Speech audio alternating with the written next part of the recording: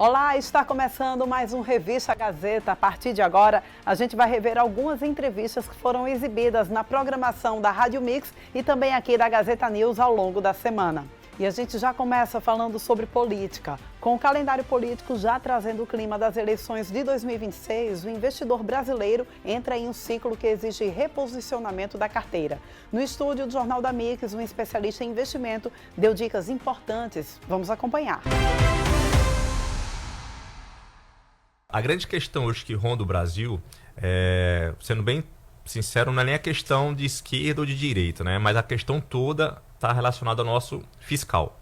A nossa dívida relacionada ao nosso PIB, né? Ou seja, quanto que a gente deve para tudo que a gente produz, está em mais ou menos ali em 85%. Então você imagina que a cada R$100 que a gente produz, R$85 é só para pagar dívida. Então sobra ali R$15 para fazer a gestão. Então, o grande foco vai ser exatamente na redução de despesas, né? Fazer cortes.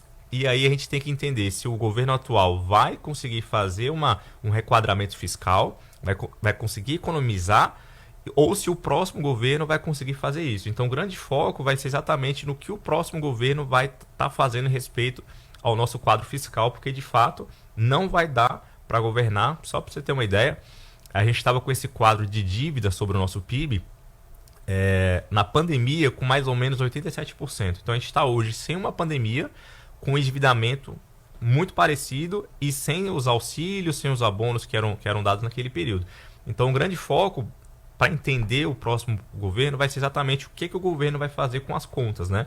A gente sabe que o governo de esquerda ele propõe mais medidas sociais, provavelmente o de direita vai reduzir um pouquinho ou manter, mas do jeito que está hoje, muito provavelmente esquerda ou direita vai ter que ter uma redução muito boa aí nas contas, né? Então, como vai ser feito isso, que é o grande mistério. A máquina pública é cara, né? Manter o servidor público brasileiro, por exemplo, é qualificado, né? Esse de nível superior, ele tem lá conquistas, tem as pós-graduações, tem as elevações, tudo isso se eleva de um modo geral. Você falou aí do PIB, né? O PIB é o nosso produto interno bruto, é melhor para nós exportar mais do que importarmos, né? E agora a gente tem uma realidade com o mercado norte-americano que nos impõe tarifas para alguns produtos, alguns foram reduzidos, mas outros continuam em elevação, no tocante à exportação. Então já é previsto uma queda no PIB na virada 2025-2026.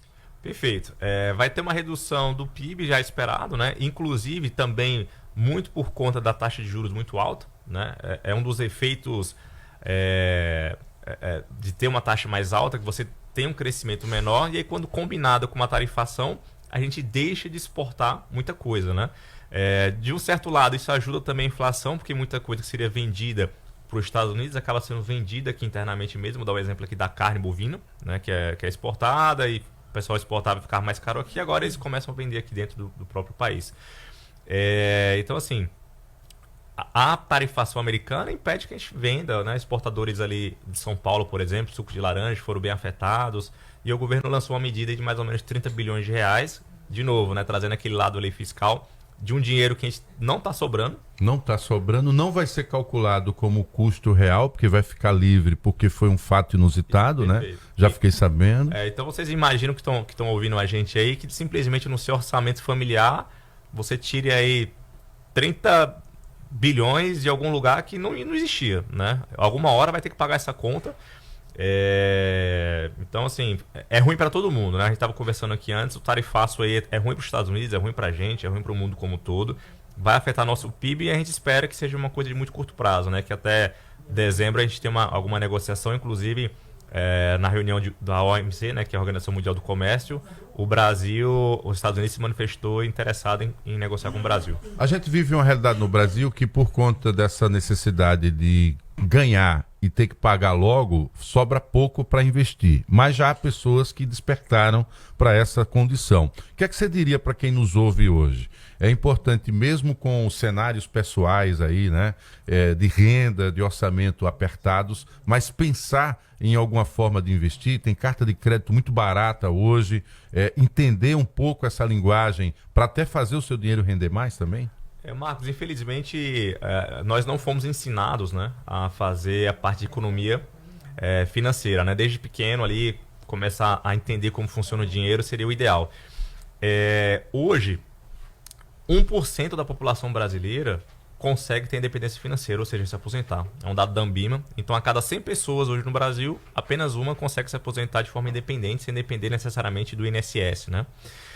Então, assim, quanto antes o investidor começar a investir, melhor. E existem várias formas de ser feito isso, né? Inclusive de vários valores. Investimento não é só para ricos, milionários, né? Hoje, até o próprio Tesouro Direto, que é o investimento teoricamente mais seguro hoje, que é uma dívida do governo, você consegue investir ali a partir de R$60 todo mês, né? Então, assim, é mais barato hoje um jovem de 18 anos começar a investir para alcançar seu primeiro milhão do que alguém com 40 anos, né? A gente tá feito aí. A gente está falando aqui que mais ou menos um jovem de 18 anos vai investir mais ou menos R$90 por mês para atingir seu primeiro milhão. Já uma pessoa de 40 anos, a gente está falando de quase R$900. Então, a diferença é muito grande, faz falta no orçamento familiar. Com certeza. Mas existem diversas maneiras, produtos diferentes também. E também tem que respeitar muito o perfil do investidor, né? Então, por exemplo, às vezes eu tenho um perfil mais agressivo, gosto de ações, tenho mais prazo para isso, mas tem outras pessoas que não, que preferem algo mais conservador. E tem produto de todo jeito. Você falou de carta de crédito. É interessante, inclusive, num cenário de juros altos, o investidor entender qual é a melhor forma de ele adquirir um bem. Se é via à vista, se é via consórcio, se é via financiamento. Entender o que fica mais barato para ele e assim ele vai ter uma economia muito maior no orçamento, né? Eu gostei muito da propaganda que eu vi ontem com a Anitta, né? A propaganda é ela parada, sem cantar, sem dançar, aí a câmera vai afastando. Eu disse, você já imaginou? É um desperdício, né? Você contratar a Anitta para ela não falar nada e não cantar.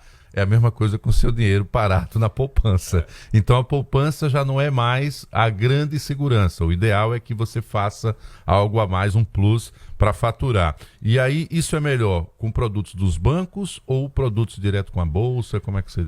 Então, hoje nós temos as corretoras de investimentos, né? Temos também os bancos, mas a maioria dos produtos eles são bem diversos, né? O mercado já está bem mais maduro hoje. Então, você encontra em corretoras produtos de todos os bancos. Bancos do Brasil, Santander, Bradesco, Itaú, Safra. E a mesma coisa que os bancos estão se modernizando. Então, assim, tudo depende muito do perfil. É a hora de você olhar para o seu patrimônio com carinho e entender o que dá para ser feito, né? E aí você pode contar com o seu gerente de confiança, assessor de investimentos, que o pessoal vai te ajudar na melhor forma possível. Vamos falar agora da própolis vermelha de Alagoas, uma riqueza única no mundo. O produto será destaque em um grande encontro que acontecerá na próxima semana aqui em Maceió. Vamos rever a entrevista. A própolis vermelha, ela, na verdade, nós temos 13 própolis registradas no Brasil. E nós, coincidentemente, somos a última. E aí, o que acontece? Qual é o fato novo? Nós estamos trazendo com esse evento, a gente está conseguindo trazer algumas figuras importantes que vêm estudando essa questão das própolis no Brasil há muitos anos. Nós estamos trazendo para esse evento o doutor Severino, ele faz parte de uma equipe de pesquisadores da USP que já vem estudando isso há mais de 20 anos, né?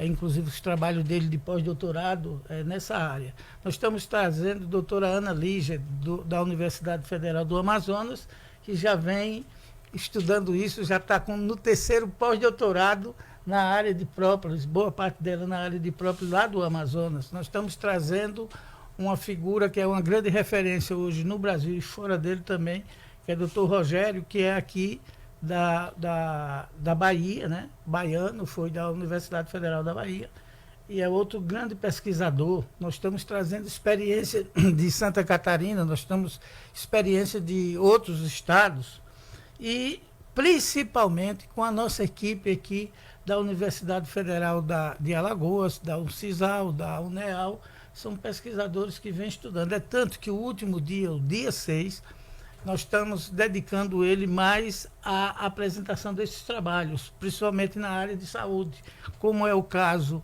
de experiência que se tem de trabalhos com dentistas, né, na área de odontologia e na área médica. Já tem vários trabalhos aqui e tratamentos na área de boca, rins, de fígado, problema gastrointestinal, né? No sistema digestivo como um todo, problema de muita gente que tem problema de pele, enfim, de fazer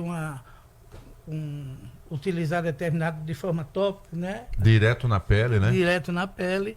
Enfim, então nós vamos abordar, além das questões técnicas e de manejo propriamente para apicultores, nós estaremos também discutindo com a população que assim quiser conhecer um pouco mais sobre essa atividade, com pesquisadores, com a ciência. Quer dizer, você vai aproximar a população e curiosos dos maiores especialistas do Brasil, que pela primeira vez vão estar se reunindo em Alagoas. Então, Alagoas, de fato, entra no mapa científico do país quanto à própolis vermelha. Fala, Thaís. Mário, a minha dúvida é em relação à própolis que é produzida aqui em Alagoas. Qual a diferença da nossa própolis para a própolis que é produzida e que já está mais conhecida aí nas prateleiras das farmácias e de lojas de produtos naturais? O que ela tem de diferente são a sua composição química.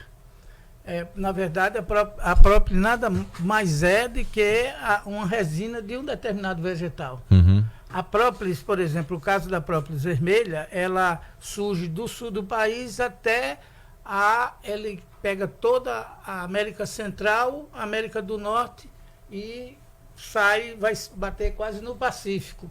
E ela pega toda a costa oeste da África. Porém, quando você chega, vou pegar um exemplo claro, quando você chega ali em Sergipe, é própolis vermelha do manguezal. Quando você chega em Sergipe, ela dá uma composição química. Você atravessou o Rio São Francisco, Isso. Ela muda bastante a composição química dela. E ela vem mais ou menos com essa composição química até Maragogi. Ela entra em São José da Coroa Grande, ela vai em 2 ou 3 municípios de Pernambuco e depois ela começa a mudar de novo a sua composição. Então, o que diferencia, no fundo, é sua composição, principalmente a existência do número de flavonoides que tem na própolis, que ela é a única no mundo com a 4 flavonoides na mesma substância. Porque o que é própolis? É uma substância, né, que ela é um bactericida, um fungicida e um antiviral natural e, além do mais, ela é uma substância que ajuda bastante a melhorar a sua imunidade. O que eu fiquei impressionado com as leituras que eu passei a fazer diante do que estava na internet é que tanto as pessoas que já consomem a própolis totalmente natural no seu dia a dia, elas ficam com a capacidade de imunidade maior, e há aquelas que nunca consumiram e depois que todas as medicações dão errado, né, em alguns casos foram experimentados para pacientes pós-coma, a própolis e a capacidade de revigorar também foi maior. Ou seja, a gente está diante de um grande remédio natural, né, que a natureza sintetiza por meio da abelha e que ela não tem nenhum componente que o seu corpo rejeite. Então é uma sintonia que tem do ser humano com o que é a própolis, ela não é contraindicada para ninguém. Então, quer dizer, a gente está diante de um produto realmente que, por isso que os japoneses queriam, inclusive, patentear a nossa, né? Levar para lá. Mas por conta dessa qualidade. Tudo tem a ver com essa fonte de onde a abelha busca o néctar para sintetizar a própolis. Veja, uma coisa interessante, a própolis, e aqui eu acho que era fazer o desafio para vocês, chamarem o doutor Ticiano. Ticiano fez seu pós-doutorado fora do país, na nossa própolis vermelha. Então ele tem um volume de informações sobre ela que é fantástico. Ele aqui dá o FAO do Departamento de Farmácia. E a própolis, como você muito bem diz, ela tem essas características. E a gente viu o impacto dela na pandemia. Na pandemia, quem tinha própolis estocado, ela foi embora rapidinho, porque ela cumpriu essa função por ser um antiviral. Era difícil encontrar. Era difícil encontrar. Então, no Brasil todo, eu recebi ligações de vários estados, inclusive exportadores, querendo mandar para diversos países, a própolis principalmente é nossa. Que é que tem essa qualidade. Mário, para finalizar o serviço, quem pode participar, tem que fazer inscrição, como é que você está organizando? O Sítio Paraíso, gente, fica em Fernão Velho, estradinha de barro ali perto da Goiabeira, muito bom. Quem pedala aqui em Maceió já fez esse trajeto, com certeza passou na entrada do Sítio Paraíso. Mas quem pode se inscrever, é aberto, fala o serviço aí agora para nós. É aberto, já temos praticamente mais de 200 inscritos, abrimos em um pouco mais de uma semana. Estamos aí há praticamente uma semana do evento e já nossa previsão é de que a gente pare as inscrições a partir de 250 a 300 participantes. Por conta de acomodação. Eu acho que, eu não sei se a Thaís conhece bem a área, mas é Conheço. Né? Mas é uma Desde área... que eu nasci. Desde que nasceu, né? Então, lá tem essa condição. Foi transformado, aliás, hoje o Sítio Paraíso ele tem essa capacidade de realizar eventos, né?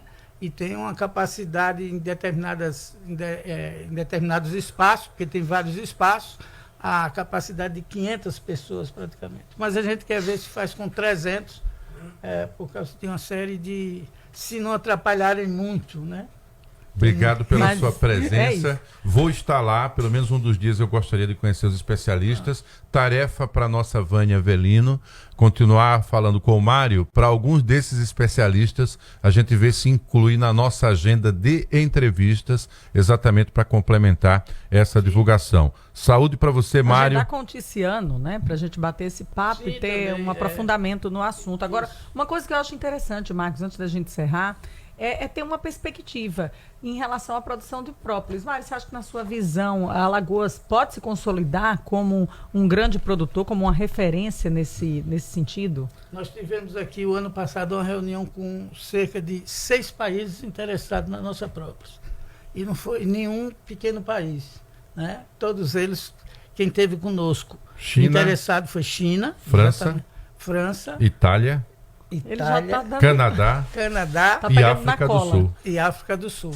Todos eles só queriam, a quantidade que eles queriam da aquisição é tudo de 1 milhão para cima de frasquinhos. Temos de essa própolis. capacidade? Ainda não, mas em breve, logo, a previsão que nós estamos fazendo, a Uniprópolis está coordenando um projeto de autoria de uma emenda parlamentar do deputado Paulão, do qual essa emenda vai propiciar a gente quadruplicar a produção do estado de Alagoas.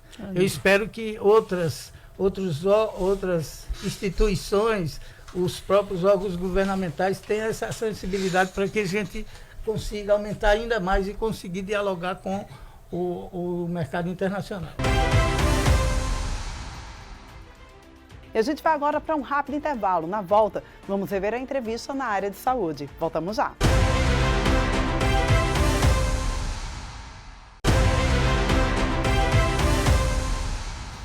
Estamos de volta aqui com o Revista Gazeta e olha só, vamos agora falar sobre saúde. É que nos últimos anos cresceu muito o número de homens fazendo uso de reposição de testosterona, seja por recomendação médica ou por conta própria. E a gente conversou com um especialista da área para explicar os riscos à saúde, mitos e verdades. A gente revê essa entrevista agora. A gente nota no nosso dia a dia que tem aumentado sim a procura, principalmente naqueles casos onde os pacientes desejam uma estética melhor, um crescimento de massa muscular, um desempenho sexual mais satisfatório. Então a gente observa esse crescimento. Agora eu queria deixar bem claro aqui 2 conceitos diferentes, tá? Um conceito importante é sobre reposição hormonal. É quando o paciente tem um déficit de testosterona associado a manifestações de sintomas que você, a partir da análise laboratorial dos níveis de testosterona, a gente consegue avaliar se há esse déficit e o nosso objetivo é retornar os níveis normais de testosterona. O outro conceito importante é sobre a anabolização. É quando o paciente ele toma doses altíssimas de testosterona, tá? E podem repercutir com algumas condições clínicas que podem surgir e efeitos colaterais muito indesejados no futuro. Quem faz reposição é o médico com acompanhamento e devido relatório da condição do paciente. Eu colocava aqui que é possível, inclusive, medir os níveis de testosterona para que na reposição a gente chegue ao nível considerado normal. Isso é feito pelo médico, né? É ele quem tem essa autoridade para fazer isso. Isso, perfeito. É importante deixar bem claro aqui que o pessoal pergunta bastante no nosso ambulatório: doutor, quais são os níveis de testosterona adequados? Bom, nós temos uma faixa etária e uma faixa de níveis que a gente leva como parâmetro, que é mais ou menos entre 300 a 800 nanogramas por decilitro. Porém, esse valor mínimo de testosterona, esse valor X, esse valor mágico, ele há muito controvérsia. Por quê? A Sociedade de Urologia Brasileira diz um valor. A Sociedade de Endocrinologia Brasileira diz outro valor. A americana e a europeia são valores diferentes, mas oscilam entre 280 a 350 nanogramas. Recentemente a gente tem visto muitas mulheres fazendo reposição usando a testosterona, principalmente por questões ligadas à libido e também à estética. A pergunta que fica, é seguro fazer essa reposição? Quando é que pode ser indicada? Bom, isso é importantíssimo, esses comentários, principalmente sobre o uso de testosterona nas mulheres, né? Deixar bem claro que há um conhecimento comum e uma exacerbação da expansão do conceito que testosterona é um hormônio exclusivamente masculino, mas isso não é verdade. As mulheres também produzem testosterona, 25% nos ovários, 25% nas glândulas adrenais e 50% nas conversões periféricas e precursores em lesões em órgãos-alvos, né? Então, é importante deixar bem claro que para você fazer essa reposição em mulheres, você tem que ter acompanhamento rigoroso com a seu médico, sua médica de confiança. Por quê? Porque a gente tem que deixar bem claro que reposição hormonal é quando nós temos níveis abaixo do normal e nós queremos deixar isso aí dentro da normalidade, não desejando alcançar níveis suprafisiológicos, que é importante deixar bem claro que a mulher que faz reposição hormonal de maneira inadequada vai ter que assumir alguns riscos e efeitos colaterais que possam surgir, principalmente relacionados à estética. Qual é o tipo de testosterona, Marcos? Só complementando, para mulheres, a testosterona injetável, ela pode ser administrada em mulheres ou não? Não é recomendado a dose injetável em mulheres, porque a concentração de testosterona nas ampolas que são injetáveis são muito maiores do que a mulher realmente precisa. Então ela vai oscilar entre níveis de 500 a 70 nanogramas por decilitro. Então ela tem que chegar nesse parâmetro aí. Isso também é muito variável, levando-se em conta parâmetros como idade, período menstrual, isso tudo oscila. Então a gente tem que deixar bem claro isso aí. E esses acompanhamentos com o médico de perto é justamente para evitar o surgimento desses efeitos colaterais. Efeitos colaterais, que também pode chegar ao próprio homem, né, que naturalmente já tem aí, por uma questão fisiológica, mais hormônios e que por vaidade, tá certo, às vezes má orientação até nos ambientes de academia, em busca de corpos perfeitos, acabam também fazendo essa adição fora do normal de testosterona. Se do ponto de vista estético, isso tem um ganho, há também efeitos colaterais e eu queria que o senhor falasse deles agora. Isso é um assunto bem comentado, isso é bem controverso quando a gente começa a discutir assunto de testosterona. Eu não sou contra quem faz a anabolização de testosterona. Eu só acho que é importante que quem faz tem que saber dos riscos a que está sendo submetido, né? Por exemplo, nós temos um aumento excessivo da irritabilidade. Geralmente, pacientes que usam testosterona em altas doses suprafisiológicas, eles têm uma irritabilidade maior, uma falta de paciência, né? Nós temos também a condição relacionada à condição de doenças cardiovasculares. Por quê? A testosterona em excesso pode causar uma alteração da morfologia do nosso coração, favorecendo a suscetibilidade de algumas doenças, como insuficiência cardíaca. Você tem um alto risco de infertilidade, porque essas altas doses de testosterona causam atrofia do testículo, consequentemente da produção de espermatozoides. Olha aí, tá vendo? Então realmente é algo muito impactante, tá certo? E consequentemente o que parece moda, né, ou pelo menos é atraente nesse momento, poderá cobrar do seu corpo em pouco tempo, Thaís. Então realmente é algo complicado. Você já pensou, o cara extremamente forte, né, do ponto de vista estético, vendendo a aparência de algo saudável e o corpo passando por transformações que o impedirá, por exemplo, de ter a própria queda na libido e, inclusive, a infertilidade. Então, quer dizer, é um preço muito alto, né?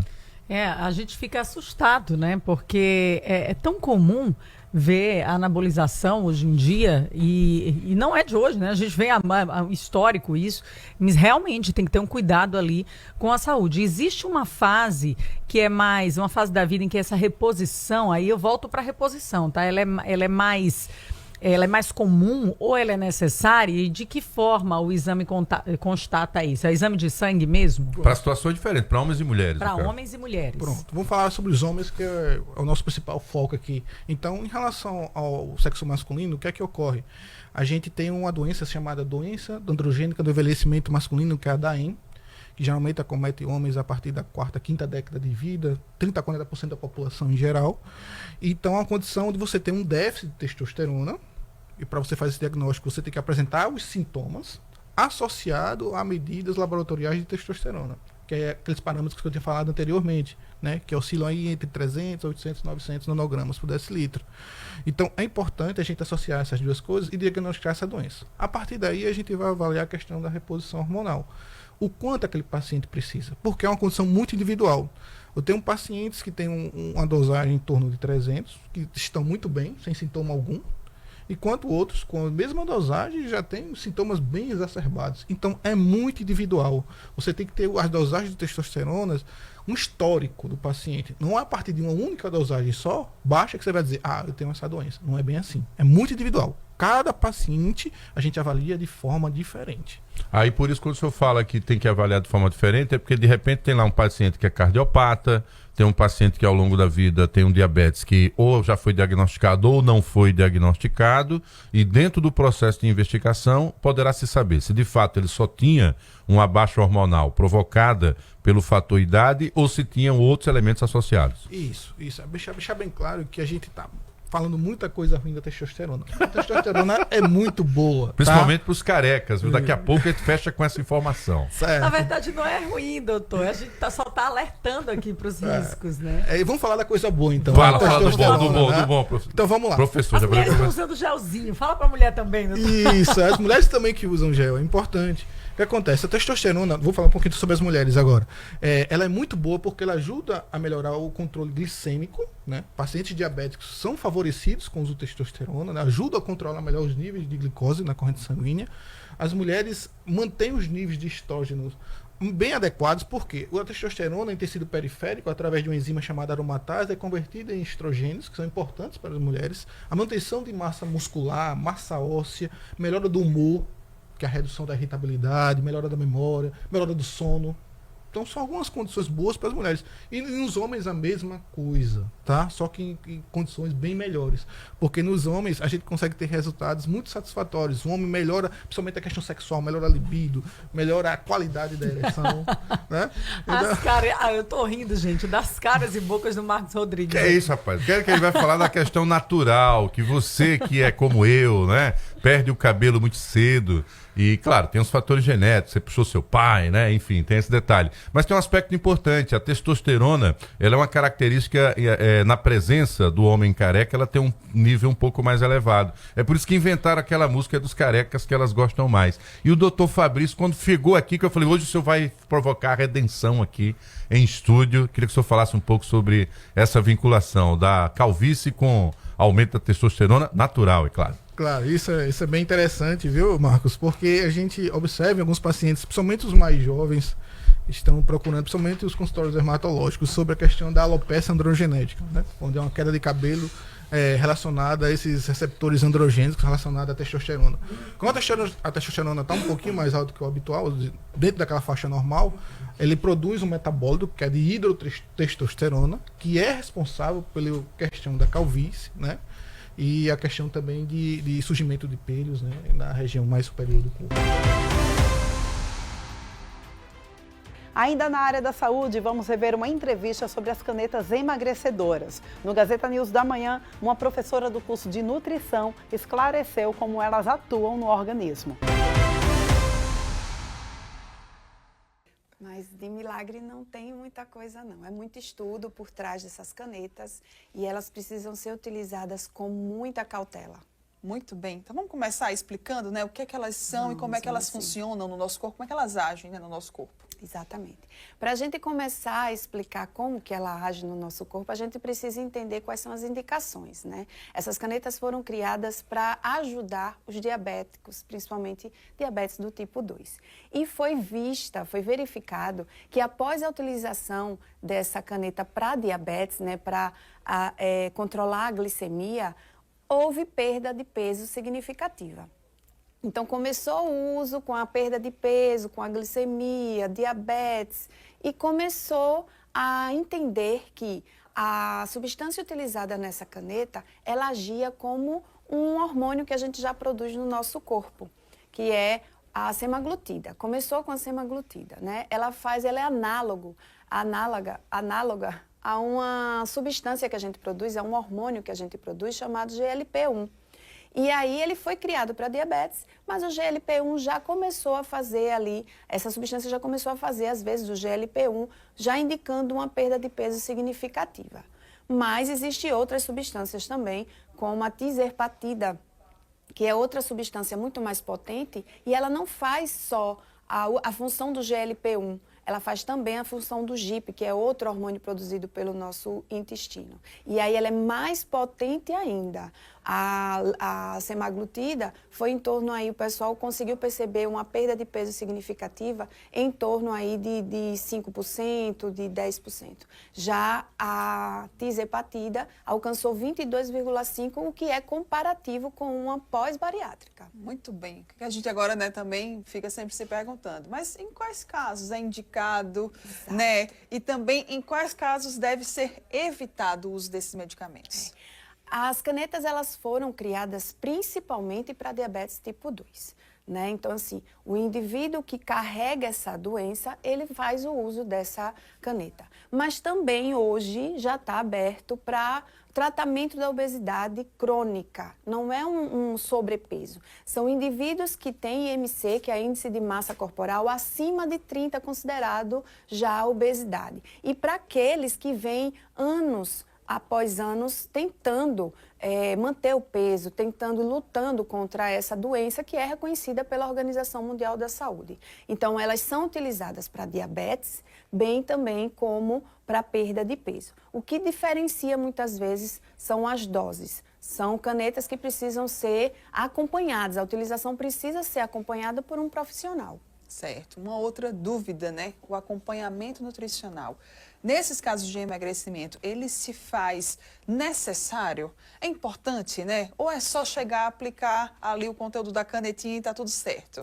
Não é bem assim. Os emagrecimentos de poucos, a gente chama de poucos quilos, aquele que são um sobrepeso comum. Às vezes a gente, né, se descuida. Esses emagrecimentos não são indicativos para essas canetas. Essas canetas são indicativas para obesidade crônica, que necessitam de um tratamento crônico, assim como a hipertensão, como a diabetes, né? Inclusive aqueles que têm só sobrepeso, mas que tenham essas patologias, essas doenças crônicas, também pode fazer uso, mas sempre com o acompanhamento médico, nutricional e até multiprofissional.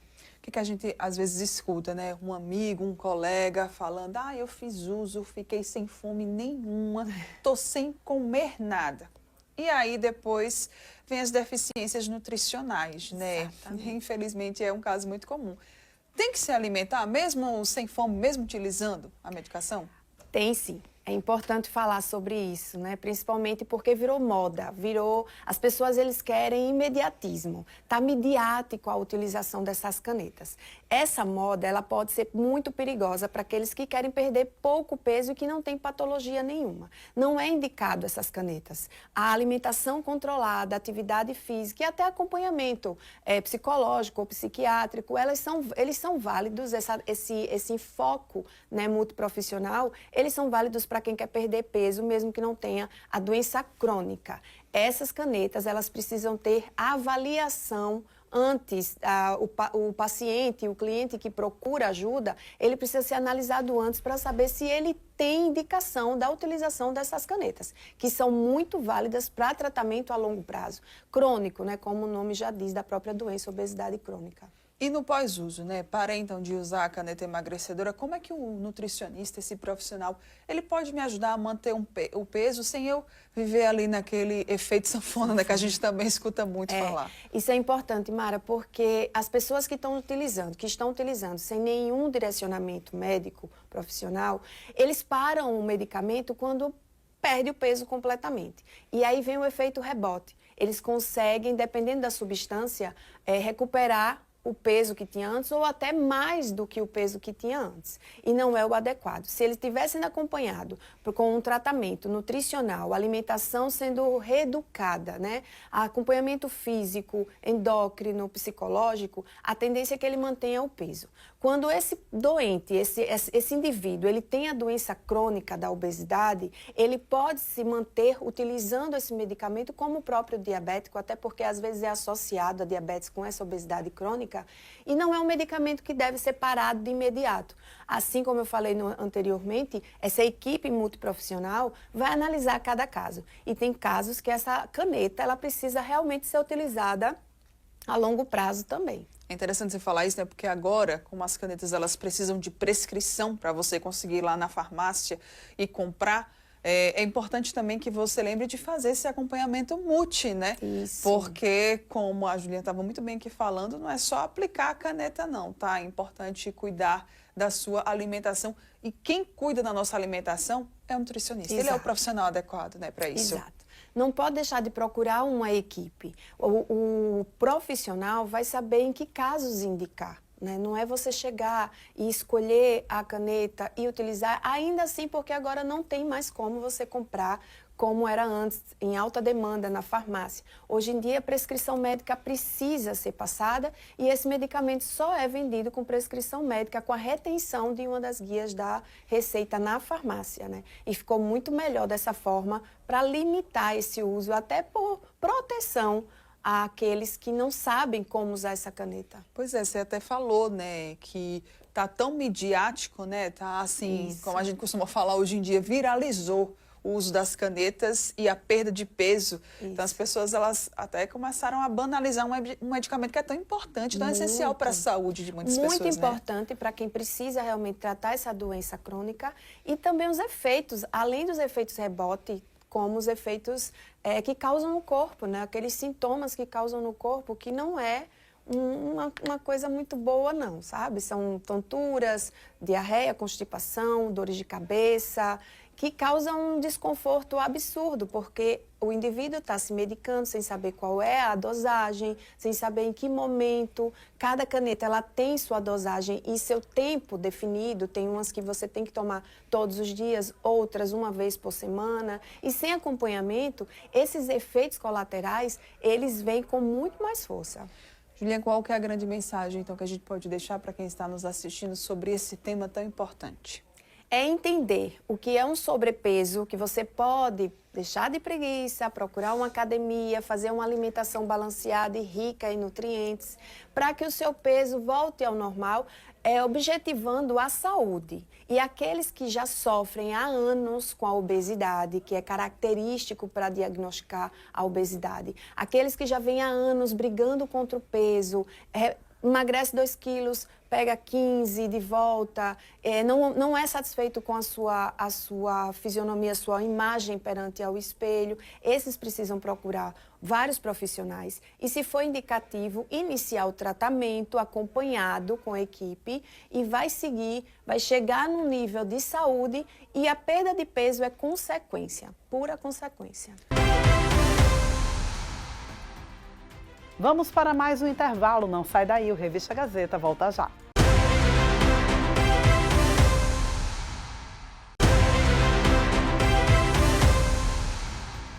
O Revista Gazeta está de volta. Lembramos que você pode rever todas as entrevistas da semana do Jornal da Mix e da Gazeta News nos nossos canais do YouTube.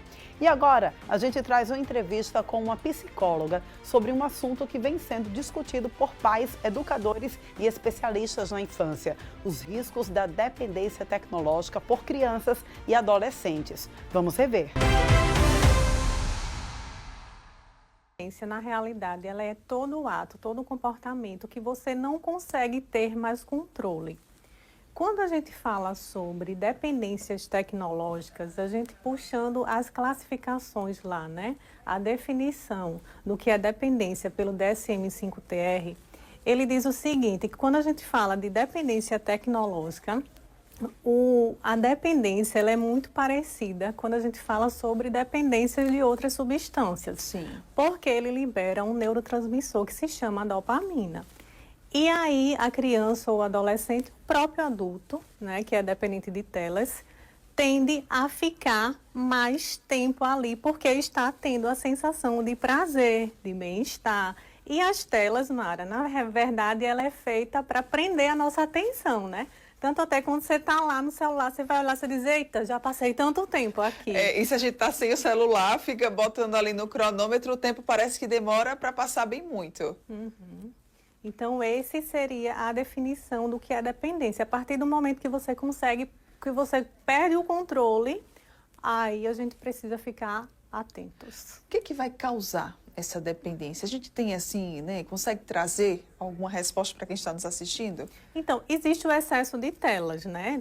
Nenhum excesso é bom. E aí, quando a gente fala sobre telas, a partir do momento que a criança ou adolescente começa a ficar muito tempo ali, só naquele momento, né? Só quer saber de estar lá nas telas, deixa de sair, não quer sair, se irrita quando o pai ou a mãe diz que não vai usar o celular. Aí a gente precisa ficar atentos também. Então, são os sinais aí, né, para que os pais responsáveis comecem a ficarem alerta. Se esse adolescente, se essa criança, ela começa a ficar irritada por não estar ali tendo acesso ao celular, é importante você já acender um alerta. Eu lembro que quando a gente já conversou em outras oportunidades, Eveline, né, você trazia que existiam algumas recomendações em relação ao uso de telas. Então, eu queria que a gente pudesse entender e passar para quem está nos assistindo hoje sobre o que é indicado. É ter ou não ter contato com as telas e, se tiver, precisa ser ali por um tempo definido, por um tempo pré-determinado? Assim, a gente pensando na perspectiva atual, a gente não vai conseguir fugir das telas. É verdade. Né? Então, assim, a gente vai sim ter as telas, só que a gente precisa agora usar de uma forma diferente a qual estamos usando. E aí, quando a gente fala sobre o tempo de telas, né, segundo a Organização de Pediatria, né, ela coloca que, a Sociedade Brasileira de Pediatria coloca que até 2 anos não é para usar 0 telas. A partir dos 3 anos a 5 anos, pode usar em torno de 1 hora. De 6 anos, de 6 anos a 10 anos, a gente pode pensar de 1 a 2 horas e adolescentes a gente pode pensar de 2 a 3 horas de uso. Lembrando que o uso deve ser sempre supervisionado. Sim. Então, assim, os pais precisam saber qual conteúdo seu filho está tendo acesso, porque não sabe quem é que está lá do outro lado. Né? Então, até os adolescentes, eles precisam ter ali um tempo determinado para fazer uso dessa tela. E a gente teve recentemente, né, aquela decisão de proibir na sala de aula o uso de celulares. Isso foi algo bom? Né? Também foi, eu acredito também, né, que tenha sido uma decisão tomada a partir desse uso em excesso das telas, né? Isso, foi sim algo bom, né? Eu tenho pais que diziam assim, Eveline, às vezes eu ia olhar o celular, quando eu olhava, meu filho estava online. Eu dizia, mas ele não está na aula e está online. Não está no horário de aula, o que você está fazendo online, né? Então, sim, foi bom. E o próximo passo é justamente tentar, né, ter o controle dentro de casa para que essa criança não venha começar a usar de uma forma disfuncional e aí ter o excesso, né, prejudicando toda a área, inclusive a área cognitiva. A gente pode pensar no baixo rendimento escolar, no aumento de casos de transtorno de ansiedade, depressivos. Teve um estudo, Mara, que foi realizado com 3.000 jovens na faixa etária de 14 anos. E aí ele falava sobre o que é que causava, né? Assim, o uso excessivo de telas. Então, veio aumento de ansiedade, aumento de traços depressivos, a questão do rendimento escolar, baixa no rendimento escolar. Então, é uma série de questões, problema de autoestima, porque às vezes adolescente, né, acha que a vida do outro é perfeita e a vida de ninguém é perfeita. Na realidade, a rede social ela é apenas um recorte do que você quer que o outro saiba sobre a sua vida, né? Sim. E aí tem esses fatores que acabam contribuindo. Eu lembrei agora de outra pesquisa que, assim, há muito tempo, o QI da população, da média da população, ele vinha crescendo, né? Sim. E aí agora teve um rebaixamento, justamente por isso, porque o uso excessivo, a dependência de tela, ela causa muito problemas cognitivos na estrutura cerebral. Vamos agora falar sobre os riscos. Quais que são, então, os prejuízos, os impactos, né, dessa dependência tecnológica na vida, principalmente das crianças e dos adolescentes? A partir do momento que você tem uma criança ou um adolescente em casa que ele não está conseguindo mais socializar direito, você está observando que o comportamento dele está mudando, é o momento de você buscar ajuda, né? Porque tem os riscos. Fora isso, tem aplicativos também, né? Que tem pessoas do outro lado que são maldosas. Sim. Eu estava escutando até uma juíza falar que hoje a internet, ela é um lugar muito perigoso para crianças e adolescentes. Muito perigoso, porque a gente não sabe o que pode acontecer. A gente nunca sabe, né, quem está atrás dessa tela, Exatamente, né? E aí, enfim, tem coisas maldosas, existe a maldade que está por trás. E a gente, enquanto profissionais, né, enquanto pai e mãe, a gente precisa cuidar dos nossos filhos, das nossas crianças e estar atento, né? Você que está aí com seu bebezinho, já sua mãe estou aqui preocupada com isso. Ficar atento, né, para que esses comportamentos não tem como excluir. Sim. Né? Nada vai ser como era antes, que não tinha nada que não disso. Tinha, né? a gente não tinha acesso à nossa não geração, tem como, né? Então, assim, existe a geração que está nas telas, a gente não tem para onde fugir, mas se a gente começar a usar com uma perspectiva diferente, a qual está sendo usada, como usar de uma forma inteligente. Né? E Eveline, né, aproveitando também aqui a sua vinda, vamos agora falar sobre os riscos para os jovens. Você falou sobre essa questão da interação social. Acho que esse aí deve ser um grande fator, né, determinante quando a gente fala de dependência tecnológica. É realmente evitar esse contato social, essa interação social, para só ficar ali trancado no quarto, na frente das telas. É porque, na realidade, assim, acaba mascarando, né? Sim. Então, a partir do momento que você consegue mascarar e ficar só nas telas, você não consegue ter esse contato social onde você vai aprender e adquirir novas habilidades sociais. E aí você está por trás de uma tela e, às vezes, é muito mais fácil o adolescente estar ali por trás de uma tela falando do que na hora, né? Na hora é muito mais fácil ouvido. interagir, né, aqui digitando do que assim, olha, pessoalmente. Porque aqui você vai demandar muito mais habilidades do que por trás de uma tela. Você falou sobre as habilidades cognitivas, elas também podem ser afetadas? Sim, com certeza, né? Pelo fato todo o excesso é prejudicial. Então, Sim. se a gente for pegar, por exemplo, o que eu citei da pesquisa do índice de QI, por que o QI está baixando agora? Né? Então, tem a questão que é como se o recrutamento cerebral ele não tivesse com todas as funções organizadas para a criança ou adolescente tenha um bom desempenho, entendeu? E aí, imagine que um maestro está desorganizado, que é o nosso cérebro. Sim. Então, qual vai ser? A sinfonia. Orquestra, exatamente, né? Então, as conexões estão de forma coerente? Não. Então, é isso que acontece. O que fazer se eu perceber que o meu filho está com dependência tecnológica? Mara, tem uma autora que ela diz o seguinte, né? Que a tecnologia, ela entra na vida das pessoas a partir do momento que as relações humanas estão fragilizadas. Quando as relações humanas não conseguem exercer o seu devido papel. Então, assim, é olhar para o outro, é validar a emoção do outro, é ser um refúgio, você enquanto cuidador, pai, mãe, você ser o refúgio, não deixar que a internet venha ser um refúgio para o seu filho, né? Então, é você amparar, você ser um vínculo seguro para o seu filho, abrir o diálogo, saber, né? Fiscalizar qual é o conteúdo que ele está tendo acesso, né, para você poder ter uma melhor relação com o seu filho, né, uma relação de apoio, de afeto, de carinho, porque todos nós, e aí quando a gente fala sobre crianças, né, ainda mais, né? Isso, o cérebro está em formação. Então, a partir dessa formação, ele está sendo construído ainda. Então, quem são esses principais educadores? É a família, né? Então, ele vai ensinar, ele vai acolher, ele vai conversar. E aí, quando você consegue fortalecer essa parentalidade de forma positiva, a tendência é que seu filho busque você. E para a gente encerrar, o papel da psicologia, né, nesse tratamento. O papel da psicologia é justamente com a psicoterapia, né, para a gente trabalhar o que é que está acontecendo, todo o trabalho psicológico aí, se for necessário, vai encaminhar para o psiquiatra. Esse assunto, ele agora está no auge, porque teve até o vídeo daquele... Lembra o nome dele? Felca, sim, né? E assim, também... A utilização, né? Isso. E a questão da tela também. A utilização, na realidade, ela é uma violência contra a criança. Mas aí, assim, Mara, quando você fala do tratamento, eu lembrei agora também do Dr. Cristiano Nabuco. Ele é uma referência aqui no Brasil, quando o assunto é dependências tecnológicas. Em São Paulo tem um ambulatório só para tratar isso.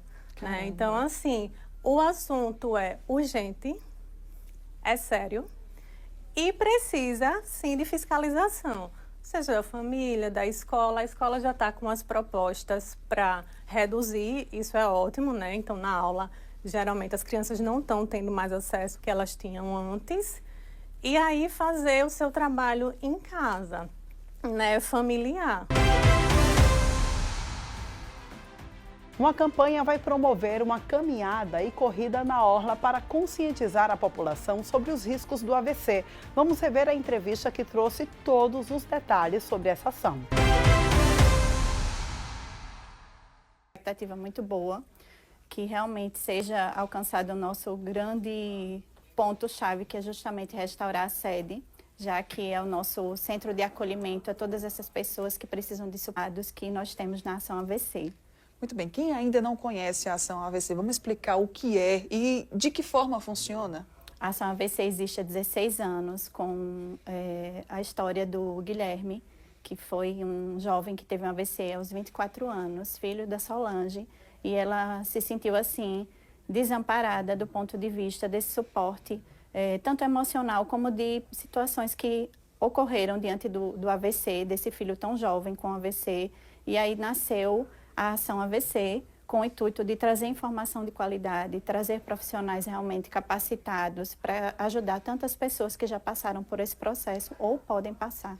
Vocês desenvolvem um trabalho incrível, eu particularmente sou muito fã, que é esse trabalho de conscientização e de apoio a essas famílias, a essas pessoas que tiveram AVC. E que, né, uma das ações anuais é exatamente a corrida, esse circuito, né? Exatamente. Todos os anos nós nos enchemos assim de expectativas de realmente trazer cada vez mais pessoas para o nosso time, porque ele tem crescido muito ao longo dos anos e é muito importante essas campanhas para que a gente possa divulgar ainda mais o trabalho da Ação AVC e da importância que ela tem para o Estado. Vamos agora trazer os detalhes desse circuito, vai ser dia 5 de outubro, como a gente já falou aqui.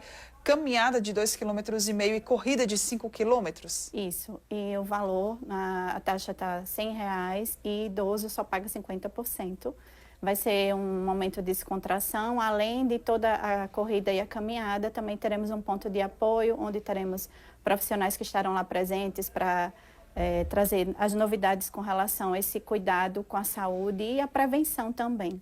Pois é, viu? E olha, você, ao realizar a sua inscrição, né, comprar a camisa do circuito, você vai poder ajudar bastante a associação que acabou, infelizmente, sendo invadida e furtada, né, recentemente. Exato, foi um choque. Na semana que nós estávamos nos planos da corrida e da caminhada, houve essa fatalidade e a gente espera que realmente não aconteça mais isso e a gente precisa ainda mais de segurança e cuidado da Ação AVC. Estamos nesse intuito agora de proteger ainda mais a sede é própria, mas a gente sabe das dificuldades que essas pessoas têm de acesso à informação adequada e a sede segue sendo um ponto de partida para que essas pessoas consigam ter esse acolhimento adequado. Então, vamos seguir aí nessa luta de melhorar o espaço. Agora, mais do que nunca, né? Vocês Isso. estão precisando que as pessoas participem do circuito, inclusive para fazer a reaquisição de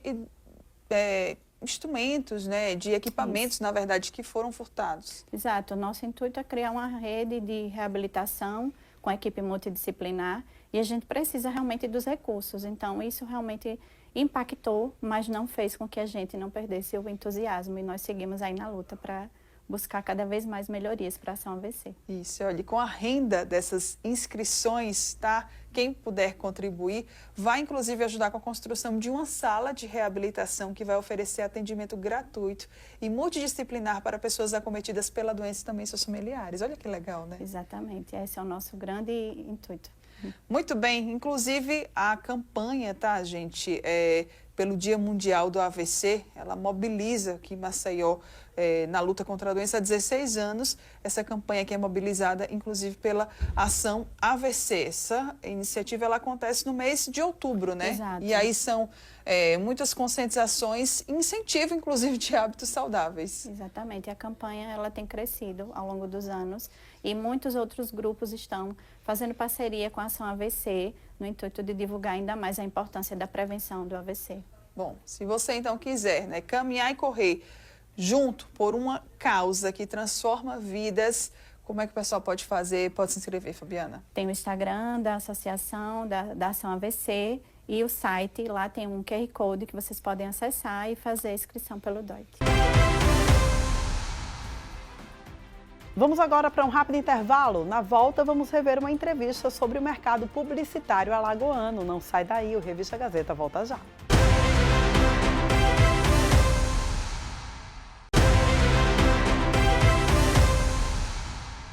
Voltamos com o Revista Gazeta. O ex-companheiro pode ter direito à pensão por morte. No estúdio do Jornal da Mix, a advogada Válbia Garrote esclareceu todas as dúvidas sobre esse assunto. Vamos rever. Aí eu vou, e você como um aluno, né, que exemplar que temos, né, Thaís? Você acha que pode ou não pode, Marcos? Eu acho que pode, desde da comprovação legal, da convivência e independente também, e agora vai depender daquele aspecto renda, né, que você costuma falar. Era essa a minha dúvida. Mas até onde eu sei, eu já vi pessoas que herdam essa pensão por morte. Agora, se a pessoa, por exemplo, já for aposentada e a pensão tiver um valor diferenciado, eu me lembro que a reforma previdenciária não permitiu que os dois tivessem mais o top do valor. Um deles vai ter que reduzir, normalmente a pessoa opta pelo maior. É isso? Esse aluno é nota 10, minha gente. Ele vai além das expectativas, entendeu? Que eu... Vamos lá, gente. O que é que acontece? O ex-companheiro, Marcos, ele vai poder ter a pensão desde que ele fique com alguma pensão alimentícia. Então, nesse caso, o que é que ele precisa? Ele precisa demonstrar que, apesar de ser um ex-companheiro, não está mais com aquela pessoa, certo, ele depende dela financeiramente, porque ainda em vida eles fizeram um acordo.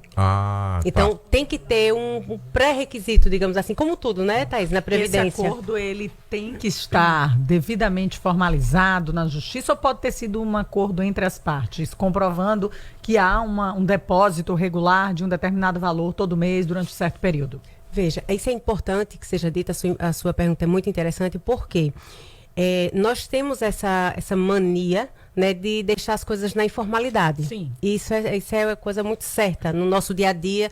Não, tá ali, tá pagando, tá tudo certo. Isso vai impedir se ele não formalizar? Não. Talvez isso pode dificultar.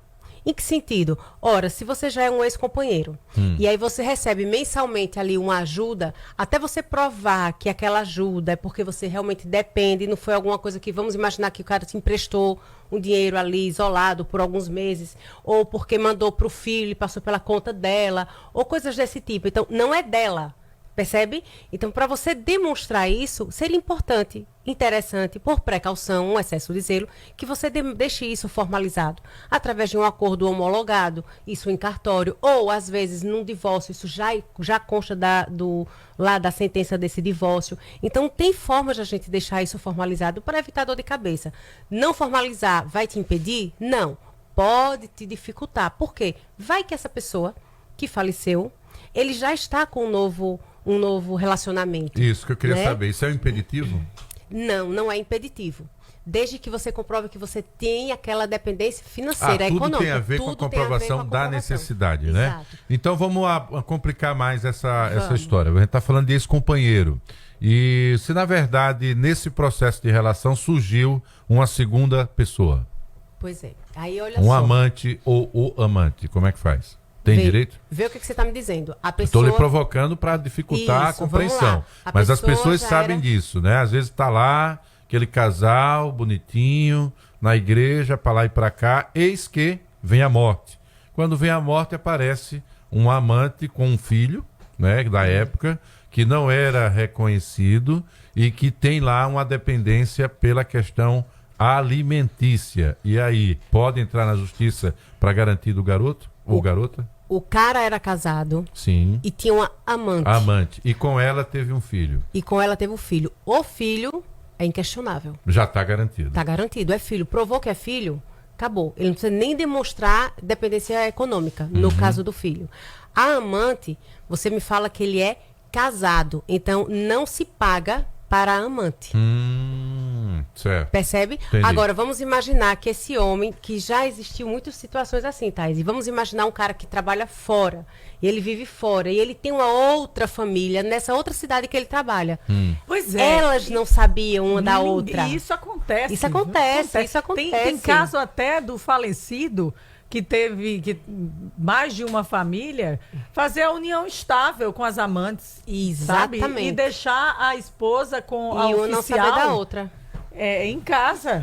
É, Sem e uma saber, não saber da outra. Mas a Então, esposa assim, oficial teve a maior dor de cabeça para depois conseguir provar que era a oficial. Imagina. Exatamente. Então, assim, isso tudo vai depender. Aí, veja, nesse caso, como a gente aqui, a Thaís bem evidenciou, são pessoas que elas não se conheciam, certo? E a oficial teve esse trabalho, esse problema sério pós morte dele. O que é que acontece? Isso vai para a justiça, inevitavelmente, não tem como fazer diferente.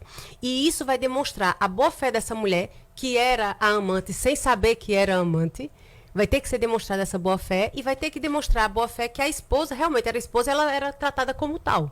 Caramba, Então, é igual no isso dominó, né? Uma traição lá e lô, né? É lá e lá, exatamente. Então, isso vai ter que ir para a justiça. E, assim, nesses casos, a gente tem que muito observar qual é a região, Aí a gente tem que olhar como é que os juízes entendem isso. Porque, na lei, regra geral, lei fria é a esposa. Certo. Prioridade para ela. Lei fria da lei, se a gente for olhar isso, é esposa. Mas veja a situação, o cara tinha uma outra família, o cara convivia com essa mulher enquanto passava esses dias fora trabalhando nessa outra cidade. Então, ela era tratada como esposa. E ele voltava para casa e tinha outra esposa e era tratada também como esposa. E tinha filho lá também. Inclusive, Assumia socialmente, as né? duas, as duas socialmente. Entendi. Então, nesse caso, o juiz vai decidir. E normalmente, em situações, eu já vi situações em que ele decidiu só pela esposa e já vi também processos em que ele decidiu dividir a pensão porque as duas eram tratadas como tais, como esposas. E elas estavam ambas de boa fé. Então, aí, nesse caso, vai ser dividido, e aí, se entrar filho, vai ser dividido para os filhos não se questiona, mas as esposas serão questionadas nesse sentido, sim. Então, ex-companheiro, qual é a regra? Se você é ex-companheiro e você depende economicamente e você recebe dele, ou através de um acordo judicial, extrajudicial, seja lá como for, se você depende dele financeiramente e todo mês ele te paga alguma coisa, aí é importante, Thaís, essa pessoa, quando falece, a pensão dessa mulher, que já recebia a pensão alimentícia, porque a pensão alimentícia é transformada em pensão previdenciária. A pensão alimentícia que ela recebia vai ser transformada em pensão previdenciária na mesma cota que ela recebia de pensão alimentícia. Então, se lá no acordo judicial, extrajudicial, o que seja, se ficar lá 10% do valor que ele recebia, ela não vai entrar, porque na pensão previdenciária, a gente pega o valor que ele recebia, imagine que ele era ativo, recebia aquele valor e a gente vai pegar os 50% mais 10% por cabeça, aquele cálculo que a gente sabia. Então, imaginemos que aqui é 60% do valor da pensão se tem uma mulher e 70% se é uma mulher e um filho. Aí veio a ex-mulher.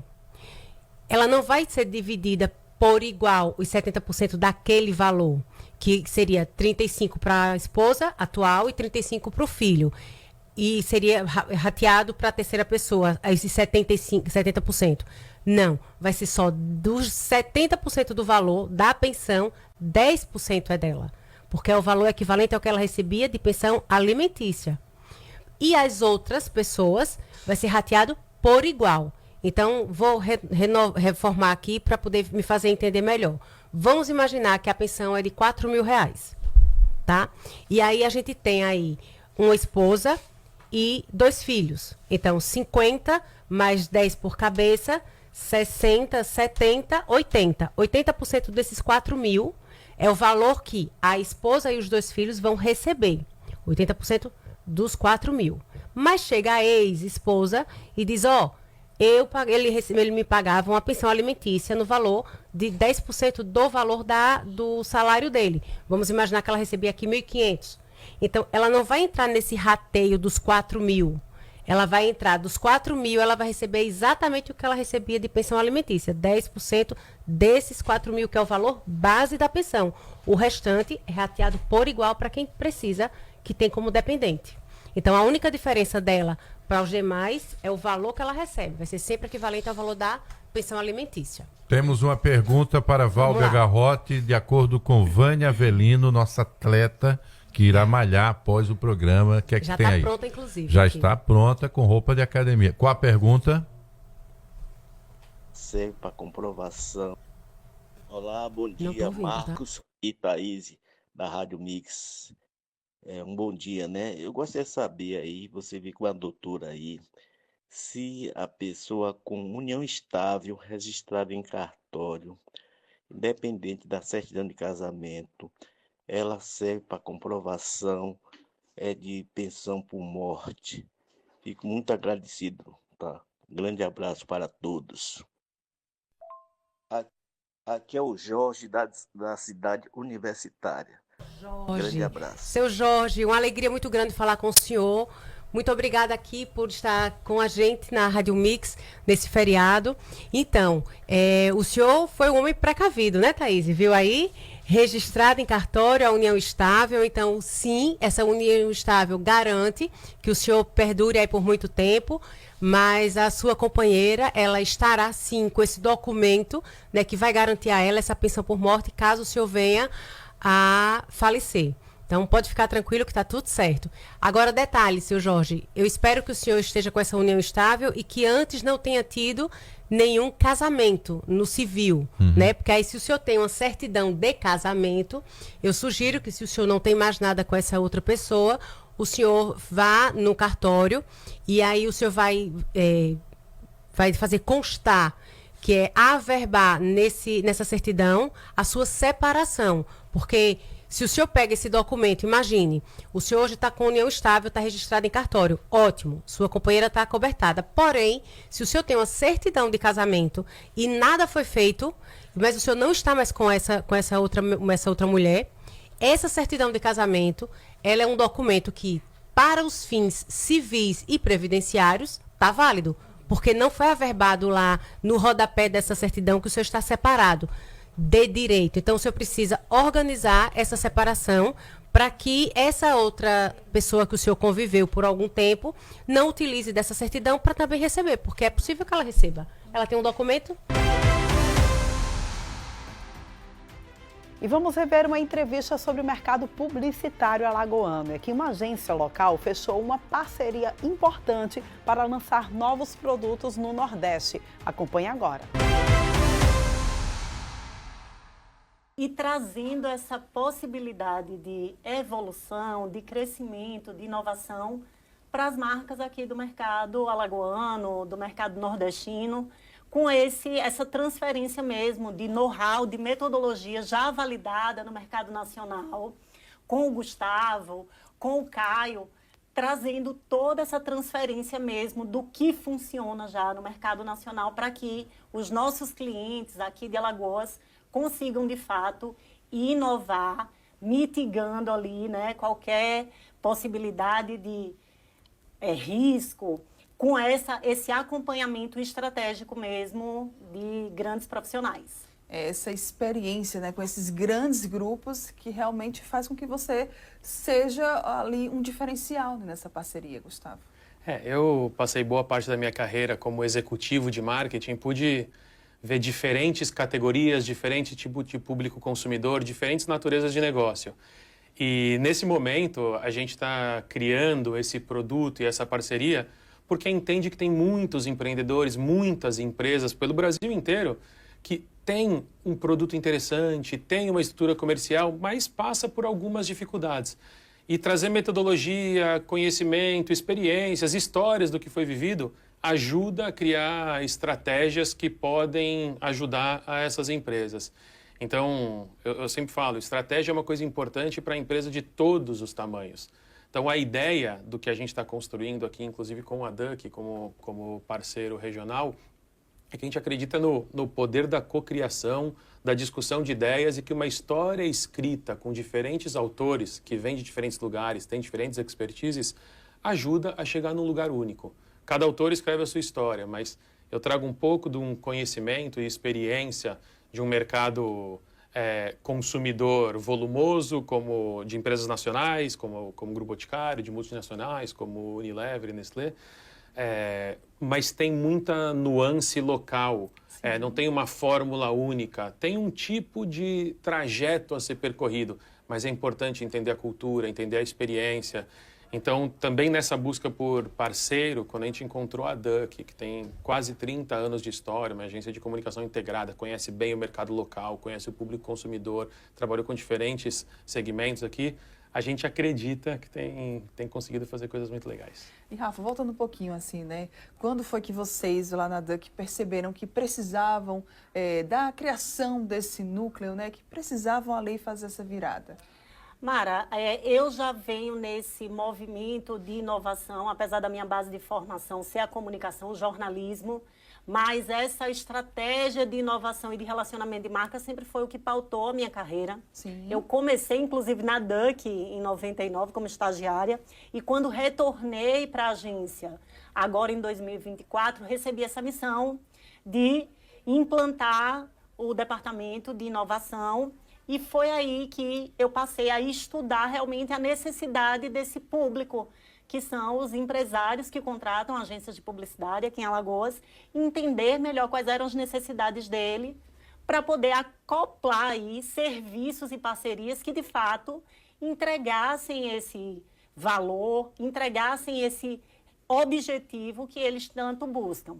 Então, nesse caminho aí, a gente já está há 1 ano e meio, trazendo e formulando serviços diferenciados, né, com essa parte estratégica, porque a gente entendeu hoje que criatividade é muito mais do que comunicação. Ela hoje é uma ferramenta de tomada de decisão estratégica para os negócios. Então, quanto mais a gente aprofunda essa estratégia criativa, mais o nosso cliente constrói resultado, mais a gente fideliza esse cliente com a gente e acaba ali também trabalhando todo um ecossistema de mercado. Quando você fala de criatividade, de inovação, a gente percebe que aquela publicidade tradicional, talvez ela já não se encaixe mais na nossa atualidade, né? Tudo mudou e assim também isso funciona, né, Gustavo, com a publicidade.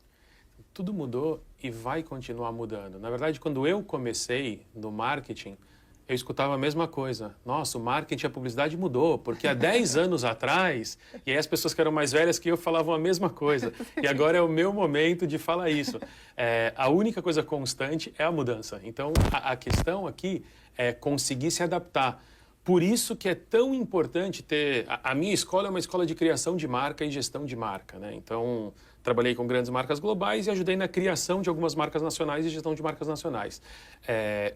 Esse negócio com que eu toco lá em São Paulo, e aqui eu estou associado à Duck, eu tenho os sócios também, né, o Caio e a Alessandra, que eles são da Scoop, que é uma das maiores consultorias de insight do Brasil. Então, conhecem muito sobre pesquisar o que está acontecendo com cada um dos mercados, identificar tendências, identificar público consumidor. Então, não é só uma coisa que sai da nossa cabeça. A nossa metodologia traz pesquisa para entender esse momento. Então, o que está acontecendo nesse mercado? Não só aquela opinião que eu formei anos atrás. Tudo está em transformação. Então, é importante identificar o que está acontecendo agora, quais são os comportamentos vigentes do consumidor, seja porque uma marca nova foi lançada, seja porque foi lançada uma nova rede social, seja porque a economia mudou. Isso dá um arcabouço de informação onde a gente entra com metodologia para construir a estratégia de marca. Para falar qual é o propósito dessa marca, quais são os benefícios dessa marca ou desses produtos, quais são as razões para acreditar nisso que eu estou prometendo, qual é o meu diferencial. Porque quando a gente não tem isso claro, e eu já entrei em muitas empresas para ajudar a resolver, é sempre aquilo que acordei e vou fazer um post, Sim. vou fazer uma coisa, acho que está na hora de lançar um produto novo. E se você não sabe para onde você quer ir, para onde você quer ir, qualquer evento serve. A ideia de você ter uma clareza de estratégia sobre o que é o seu negócio, sobre o que é a sua empresa, sobre o que são os seus produtos, potencializa a criatividade do time interno para criar portfólio de produtos e para criar campanhas de comunicação. Então, as coisas vão continuar mudando. Eu sou um entusiasta disso, tomara que continue mudando, porque isso nos força a continuar estudando, pesquisando, desenvolvendo coisas novas. Até como seres humanos, eu sou sempre a favor da nossa cabeça continuar evoluindo. Verdade. E, Rafa, principais desafios para as marcas, né? Porque estratégias estão aí, inovação está aí, mas as marcas elas também têm um grande desafio, né? Até pegando um gancho aí dessa fala do Gustavo. Primeiro, se entender enquanto marca, né? Conseguir ali identificar de fato qual é o propósito, né? Separar opinião de propósito de marca, né? Porque quando a gente vai para essa tomada de decisão estratégica, principalmente em mercados menores, ainda é muito eu acho ou eu quero que norteie a tomada de decisão. E quando a gente vai para pesquisa, para tomada de decisão com base em dados reais, com base naquilo que o seu perfil de cliente realmente quer ali consumir, essa tomada de decisão deixa de ser opinativa, não é a visão do fundador ou do sócio ou do dono, mas de fato aquilo que é melhor para o negócio. Então esse sim é um desafio que esse tipo de solução resolve. E o outro é fazer também com que o público, o empresariado, entenda que hoje o crescimento do negócio, ele também parte do quanto a gente tem de estratégia de tomada de decisão sênior de comunicação. Então, hoje a gente vê empresas e marcas que já faturam bem, mas que não têm ali no seu corpo de negócio pessoas com entendimento de estratégia sênior, de marca, de comunicação. E para esse público é que essa solução também se encaixa, né? No lugar de contratar um profissional interno para ser esse tomador de decisão, contrata uma etapa consultiva para que, de fato, essa análise seja feita e esse empresário possa tomar a decisão com base em dados e não em opinião individual ou ali do time interno. Verdade, viu, gente? Importantíssimo. E, Gustavo, o que a gente pode esperar, então, aí, né, dos próximos passos de vocês? Já há algum projeto em andamento? O que o mercado local aqui, que as marcas de Alagoas e também do Nordeste podem aguardar? Bom, nós estamos super animados, a gente já tem projeto em andamento, já estamos trabalhando com uma empresa alagoana, uma indústria alagoana, e o processo tem sido super legal para a gente e para o próprio cliente. Então, a gente fez uma primeira etapa de diagnóstico do negócio dele, da categoria. Eles foram até São Paulo, lá no nosso escritório, a gente fez um grande avanço de escolhas de território e a gente veio para Maceió essa semana e a gente está aqui juntando todas essas informações e criando esse grande posicionamento. Então, o nosso sentimento é de orgulho e perceber que a gente conseguiu criar um produto muito legal. Nessa primeira etapa, a Scoop, que são meus sócios em São Paulo, e eu, e com o suporte da Duck, a gente faz todo esse papel consultivo e cria estratégia, e é um produto full service, ou seja, uma entrega de início ao fim. E agora, para a próxima etapa, que a gente já definiu a estratégia desse novo produto, a gente, junto com a Duck, faz a criação dessa linha, toda a parte de identidade visual, e a Duck, com mais de 20 anos de experiência, depois sendo a agência que é capaz de implementar isso com um suporte nosso. Então, esse projeto de ponta a ponta tem sempre os expertises que se complementam numa etapa do processo com a fortaleza de um lado e suporte do outro, e na outra etapa com a fortaleza de um lado e suporte do outro. Então, a gente está bem empolgado e, por enquanto, indo super, super bem. Coisa boa por aí, viu? Já estou aqui percebendo, coisa captando. Boa por aí. Bem, quem quiser continuar acompanhando vocês, as movimentações, as novidades, como é que pode fazer? Vamos aí compartilhar, né, para quem está nos assistindo. Vamos sim, eu convido a todos a seguir o perfil Duck Comunicação. Né? Lá vocês vão acompanhar todo esse processo. A gente teve ontem o dia inteiro de workshop de criação e desenvolvimento, não somente do posicionamento, mas de um novo produto para esse cliente industrial aqui de Alagoas. E esse é só o começo do que vem por aí. A gente vai agora para mais um rápido intervalo. No próximo bloco, a gente volta para falar sobre entrevistas na área esportiva e cultural. Eu volto já.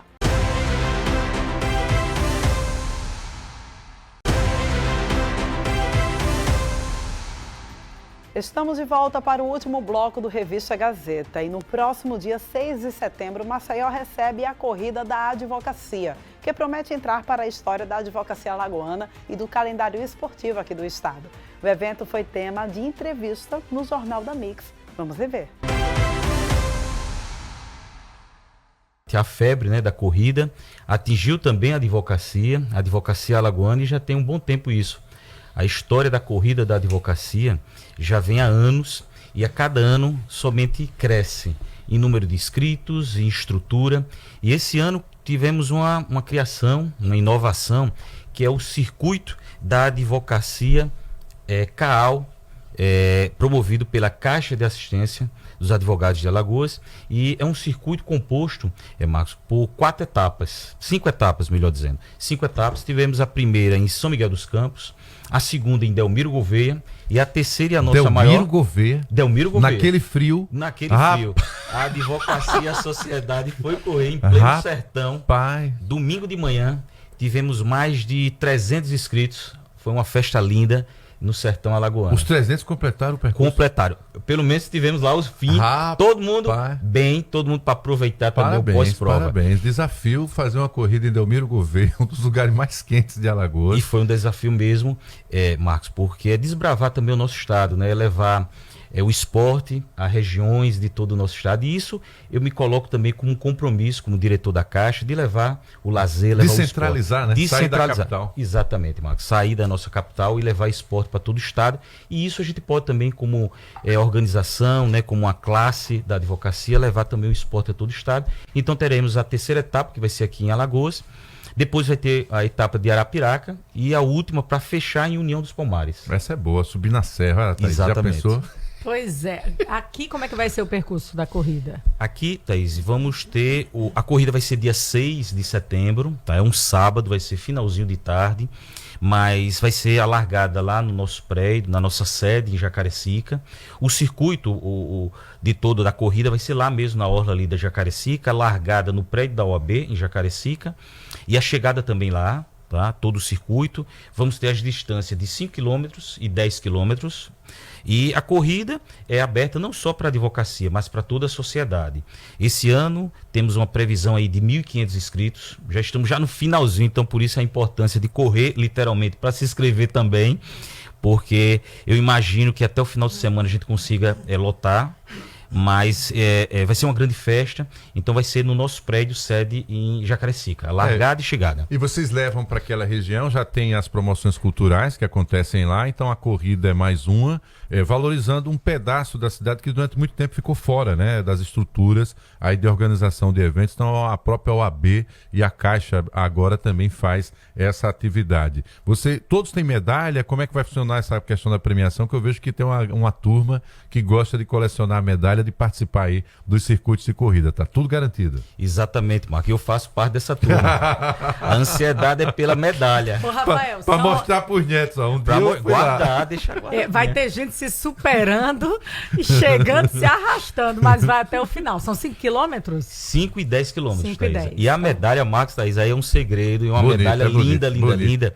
Porque já que estamos realizando o circuito, né, com 5 etapas, então cada etapa vem a medalha que ela forma uma mandala no final. Essa é uma estratégia boa. Eu participei de um evento assim também, interessante. E a mandala é o formato do nosso estado, o mapa do nosso estado. Então quem for, né, participar de todas as etapas, vai montando ali a mandala Então vai ter no final, completando as 5 etapas, o estado de Alagoas formado nas medalhas. Ano que vem você vem divulgar as 5. Eu quero ver a Thaís em Delmiro Gouveia. Eu vou lá. Gente do céu. A gente tem família lá para socorrer ela. Vocês estão exigindo demais de mim, também... tá? Tô no processo. Essa de Delmiro foi realmente uma grande sacada. Parabéns pela descentralização. Mas é mesmo. Parabéns pela iniciativa, né, de associar o esporte. A gente sabe que às vezes em função da necessidade de trabalho, a gente acaba se descuidando, né? Ganha peso, isso não é bom. E, obviamente, quando de repente vocês promovem essa discussão positiva com a sociedade e com a categoria, muita gente pode até mudar de hábito, né? Exatamente, Marcos. Esse é o nosso maior propósito, né? Lá ninguém está para competir com ninguém, está para competir com si mesmo, né? Para superar obstáculos, melhorar a qualidade de vida, saúde. E a gente sabe que isso é uma ação importante, né? Porque o dia a dia nosso é de muita correria, de muito estresse, de muitos compromissos. Então, se a gente tem a possibilidade de unir a sociedade, a advocacia, para a prática do esporte, para uma confraternização, porque o legal da corrida é isso, né? Você está ali desafiando, corre, uns conseguem completar com um tempo mais abaixo, outros conseguem caminhar, mas o legal disso tudo mesmo é finalizar, ter o sorriso no rosto, o suor de alegria e de bem-estar. Algum magistrado se inscreve, assim, o cara vai também, algum juiz correr? Temos então sim. Não ultrapasse o juiz, deixa ele chegar na frente. É uma dica. Eu acho bacana, porque corrida é democrática, né? É isso que o Rafael tá falando aqui. Se você não... mas eu não corro, isso não é motivo para não ir. Vai lá, dá uma corridinha ali, 30 segundos, vai caminhando, o importante realmente é concluir. E se você... mas eu não quero ficar no soquete, eu não quero ir pra corrida, o importante é se exercitar. De alguma maneira, se exercita, vai como eu, né? Pela luz que brilha, mas vai. Tem a turma das fotos, tem uns fotógrafos especializados em corrida que eles vão, né?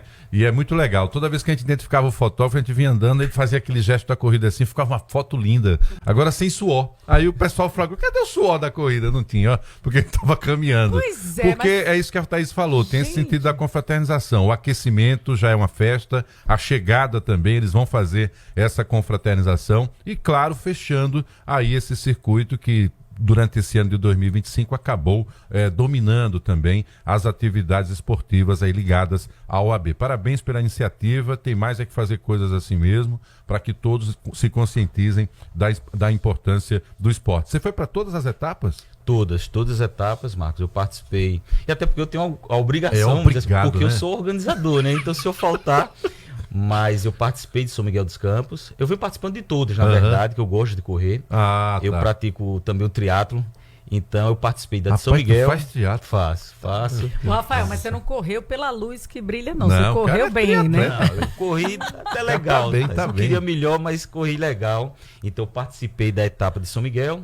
Fui lá no Alto Sertão Alagoano, corri. E vou participar da etapa de Maceió também. Parabéns, é isso aí. Parabéns, uma grande iniciativa. A gente vai ficar acompanhando. Vai ser no dia 6 de setembro. Vai ter boa repercussão, vídeos, fotos, a turma espalhando aí nas redes sociais. E a promessa aqui do Rafael que vai mandar os kits para a Thaís cumprir esse novo momento dela agora, com lente e tudo, correndo. Aí tá a prova da UAB. Eu vou já começar nos trotezinhos. Quem quiser me acompanhe, viu? Não sou novela, mas vamos lá. Gente, 6 de setembro, hein? Marca essa data. Ainda tem os últimos kits, né, Rafael? Tem sim. Aí literalmente tem que correr, tá? Porque restam poucos kits, poucas inscrições. E aos interessados podem procurar, né? Seguir o Instagram da OAB Alagoas, da Caixa de Assistência. Lá vai ter o link para inscrição. E quem também, né, quiser um contato de apoio, temos aqui o contato 99691 7070. Para tirar alguma dúvida, também até para poder fazer essa inscrição. Então, restam em poucas vagas, vai ser uma festa incrível.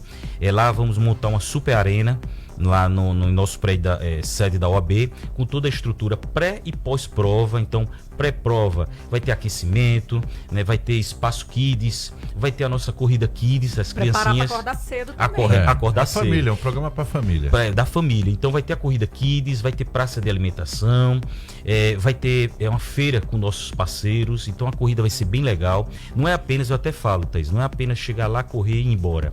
É um momento de levar a família, levar os filhos, porque tem esse pré-prova, toda a estrutura, tem o momento da corrida e também tem um pós, que muitos até adoram, viu, meu amigo Marcos? É momento de lazer e até network. Na primeira vez que eu participei, eu cansei já no aquecimento. Falei, meu irmão, ainda vai ter a corrida? Brincadeira. Aí Ó, encontrei ele no meio do percurso caminhando, de É, boa tranquilo. na pista. É, de mãos dadas. É interessante. Aí quando vi o fotógrafo, tava aquela. Ó, queria parabenizar aqui ao Leonardo de Moraes, que também é o presidente da Caixa e é o incentivador. O Leonardo corre? Corre, Marcos. E Olha ele é só. obrigado a correr. E Pra ele dar exemplo pra. E aqui- Parabéns, Leonardo. São Léo, todos você tá demais, obrigados. hein? Venha. Tá demais, grande criminalista aqui de Alagoas, é o presidente aí da Caixa. Que coisa, hein, meu? Parabéns. Agora me animei pra esse negócio. Todo mundo tá correndo, vamos correr atrás também, né? Valeu. Sucesso pra você, boa semana. Vai passar rápido pra gente chegar logo no final de semana e confraternizarmos também nessa corrida. Até uma próxima oportunidade. Rafael Martiniano, diretor da CAAL, né? E responsável pelo circuito de corridas da advocacia. Um abraço, até a próxima.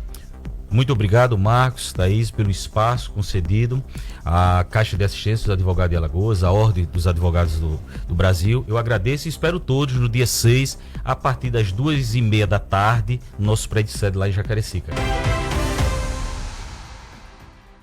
Um alagoano, autor de histórias em quadrinho, foi convidado para participar da maior feira cristã do mundo em São Paulo. Ele é o responsável pela Liga Zion. Esta é a primeira vez que um alagoano participa desse evento. Os convidados pela direção da Expo Cristã para participar desse evento, mostrando esse trabalho e também fazendo uma palestra para todos aqueles que se interessarem pelo mundo geek, mundo das HQs, mundo das séries, mundo dos filmes. Então vai ser bem legal. E Liga Zion, fala sobre o quê? Conta um pouquinho pra gente dessa história. Liga Zion é uma história ficcional, mas com o pano de fundo bíblico. Então, as histórias, elas são baseadas em disputas entre heróis e vilões, mas com conteúdo implícito às vezes, explícito por outras vezes, da Bíblia, né, dos textos bíblicos. Então, os personagens, eles vivenciam experiências que muitos personagens bíblicos também retratam, mas de uma forma com a linguagem mais moderna, uma linguagem mais acessível para o jovem e mais atrativa, com cores, com batalhas, enfim. Ah, que legal. Como é que você se sente, hein, Jobson, sendo o primeiro alagoano lá, né, para participar desse evento, ainda mais expondo aí um HQ? É um privilégio muito grande, porque por ser o primeiro alagoano a expor na maior feira cristã do mundo, nós podemos levar a nossa cultura alagoana, mostrar para o Brasil e para o mundo que em Alagoas pode sim ter trabalhos sensacionais, criativos e que podem levar essa mensagem, né, cristã de uma forma inédita. E a participação lá nesse grande evento, ela também tem um outro objetivo, que é o de fazer com que a Liga Zion ela se expanda, né? Ela cresça. Exatamente. Na verdade, a Liga Zion ela nasceu com o propósito de ser uma animação. Sim. Só que, para se construir uma animação, eu comecei efetivamente com esse projeto em 2018 e naquela época era muito caro. Hoje, com a inteligência artificial, isso tende a ficar com um custo menor. Sim. No entanto, eu não conhecia o mundo literário, o mundo impresso. E aí eu tinha esse propósito de fazer a animação, mas eu cheguei com o recurso até um certo ponto. E depois eu falei, não, agora é a hora de imprimir essa história e levar, né, para o mundo literário isso que eu criei há tanto tempo e que precisa sair do meu computador para o mundo. Pois é, a gente estava conversando, né, no bloco anterior sobre a questão da dependência tecnológica, né, e o quanto que isso tem afetado os nossos jovens, crianças e adolescentes. E aí você vem com uma proposta que tira, né, completamente esse público aqui das telas, que leva ali, né, para o formato de livro, onde a gente pode consumir, onde a gente pode ler, exercitar também muito da nossa criatividade, né? Exatamente. Eu costumo dizer que uma HQ, ela é uma história, um vídeo parado, né? Você, a criança, o adolescente, o jovem, o adulto que gosta de revistas em quadrinhos, ele pode imaginar como seria aquele conteúdo com que ele está tendo contato. E às vezes a gente vê muitas postagens no Instagram com a tela dividida em 3 fases, né? Sim. Sendo que geralmente é cena de filme, que as pessoas colocam e colocam os textos. Aquilo é uma história em quadrinho, só que é apenas uma publicação. E é muito envolvente, né, essa parte de quadrinhos, porque realmente faz a pessoa imaginar como seria, desperta a imaginação. Pois é. E vai ter evento? É isso mesmo, nesse final de semana? Isso. Agora, no sábado, dia 30, nós teremos uma imersão literária. Sim. O que é isso? A Amália, que é a diretora do Clubinho Literário da Amália, ela vai trazer alguns adolescentes e algumas crianças para o mundo imersivo da Liga Zion. Então, teremos personagens gigantes lá, vão ter surpresas também com outros artistas apresentando seus trabalhos lá. E a criança vai sair um pouco, como você estava na entrevista anterior falando, né? Sair um pouco do mundo das telas e entrar no offline, né? Ali ela vai poder também criar. Que legal. Olha aí, ó, tá vendo? Que oportunidade legal, hein? Papai e mamãe responsáveis de uma programação. Nesse sábado que vai acontecer, eu vou pedir para você passar todos os detalhes para a gente, tá, Jobson? Para você, olha, tirar o seu pequeno, a sua pequena dessa tela aqui e levar ele ali para ter um contato, para ter diversos estímulos e ainda aprender muito sobre história em quadrinhos. Como é que vai ser para participar? O que é que precisa fazer? Traz os detalhes aí para a gente. E onde, né? Onde é que vai ser? Tá bom, vai acontecer na Livraria Leitura do Parque Shopping.